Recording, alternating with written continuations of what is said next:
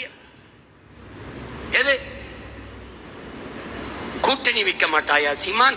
கூட்டணி வைக்க மாட்டாயா சீமான்? முதலில் இவர்கள் என்ன பேசினார்கள்? கூட்டணி வைக்கவில்லை என்றால் உங்கள் கூட வருகிற உங்களை நம்பி வர்ற பிள்ளைகள் சோர்ந்து விட மாட்டார்களா? விடமாட்டார்கள்.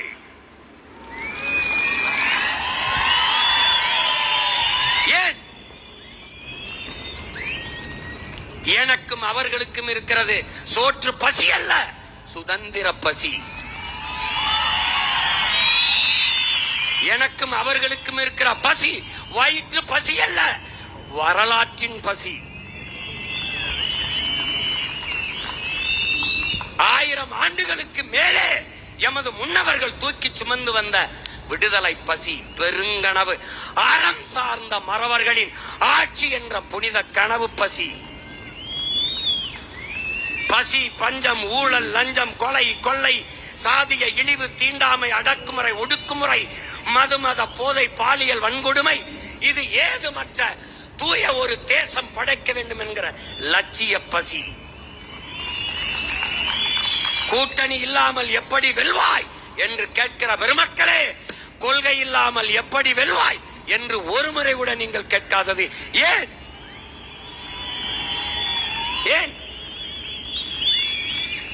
கூட்டணி வைத்தால் எல்லாம் செய்வது சரியாகி விடுமா? கூடி கொள்ளையடித்தால், கூடி கொலை செய்தால் சரியாகி விடுமா? மாற்று. எதிலிருந்து மாற்று? யாரிடமிருந்து மாற்று? எப்படிப்பட்ட மாற்று? மாற்று மாற்று என்று வந்தவர்கள் எல்லாம் இந்த திமுக, அதிமுக, இந்த காங்கிரஸ், பிஜேபியோட கூட்டணி வைத்து வைத்து வைத்து ஏமாற்றாக போனதுதான் மிச்சம். என் நிலத்தின் உரிமை என்ன இருக்கிறது? கல்வி, மானுட உரிமை, மாநில உரிமை பறித்து கொண்டு போனது யார்? காங்கிரஸ், அம்மையார் இந்திரா காந்தி. கொண்டு போகும்போது வேடிக்கை பார்த்து பார்த்தது யார்? இதே திமுக. கச்சத்தீவு பறித்தது, எடுத்து கொடுத்தது காங்கிரஸ். ஆட்சியில் இருந்து வேடிக்கை பார்த்தது இதே திமுக. பறித்தான், பறி கொடுத்தவன். எப்படி? அவன் எதிரி, இவன் துரோகி. இதை வேடிக்கை பார்த்து நின்றவன் யார்? இந்த கட்சிகள் தான். சிஏஏ அவர்தான், என்ஐஏ அவர்கள்தான், நீட்டு நீட்டியது அவர்கள்தான், ஜிஎஸ்டி அவர்கள்தான், கூட இருந்து கும்மி அடித்தது இவர்கள்தான். இவர்கள்தான். என்னடா மாற்றம்? அங்கும் ஊழல், இங்கும் ஊழல், அங்கும் லஞ்சம், இங்கும் லஞ்சம், அங்கேயும் பஞ்சம், இங்கேயும் பஞ்சம், அங்கேயும் திருட்டு, இங்கேயும் திருட்டு, அங்கேயும் இருட்டு, இங்கேயும் இருட்டு. வேற என்ன? வேற என்ன? அங்கேயும் சாராயம், இங்கேயும் சாராயம். என்ன மாற்று? திமுக, அதிமுகவுக்கு என்ன மாற்று?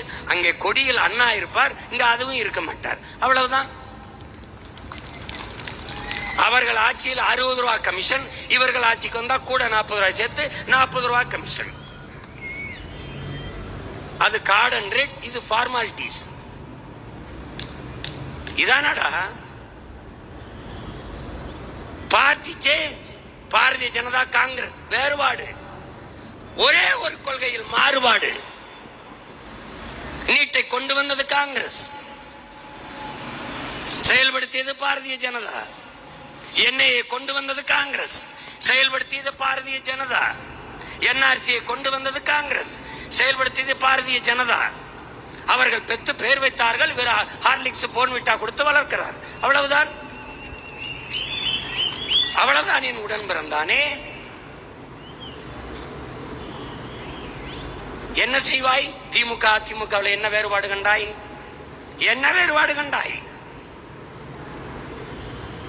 உன் மொழி செத்து போனது. யாரையாவது ஒருவர் கவலைப்பட சொல்றான். சாலையில் நீ பயணிக்கிறாயே என் உடன் பிறந்தவனே, தமிழ் தாயின் பிள்ளையே, நீ இருபக்கமும் சாலையில் பயணிக்கும் போது கடையில் இருக்கிற விளம்பர பலகையை படி. உனக்கு கோபம் வந்தால் என் கையை இறுக பிடி, என் கையை இறுக பிடி.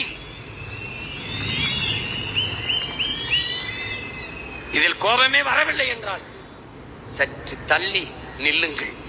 கோபம் வந்தால் தயவு செய்து எங்களோடு வந்து நில்லுங்கள். படித்து பார், ஒரு இடத்திலேயாவது உன் தாய்மொழி இருக்கிறதா என்று. உன் கண்முன்னே உன் தாய் சிதைத்து அழிக்கப்பட்டு விட்டாளடா, அழிக்கப்பட்டு விட்டாள்.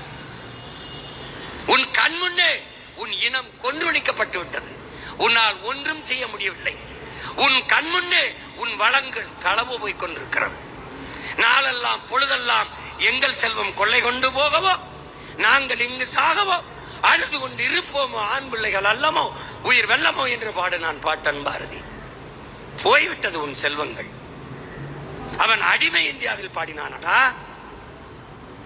நீ விடுதலை பெற்ற இந்தியாவில் இருக்கிறாய்.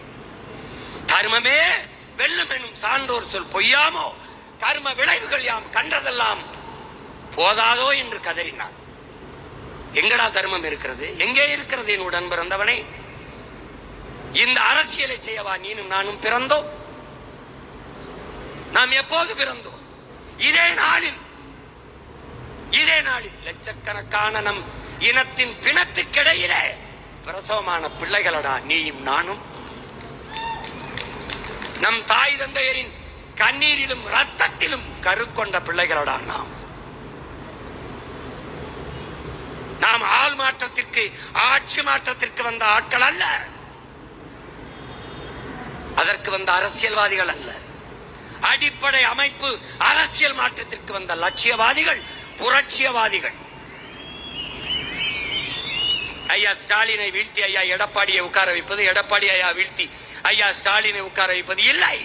இந்த கோட்பாட்டையே வீழ்த்தி புதிய ஒரு கோட்பாடு, புரட்சிகர அரசியல் கோட்பாடு, பெருந்தலைவன் பிரபாகரன் கண்ட பெருங்கனவை கட்டி எழுப்புகிற கோட்பாடு, தீய ஆட்சி முறையை ஒழித்து தூய ஆட்சி முறையை மலரச் செய்கிற மகத்தான கோட்பாடு.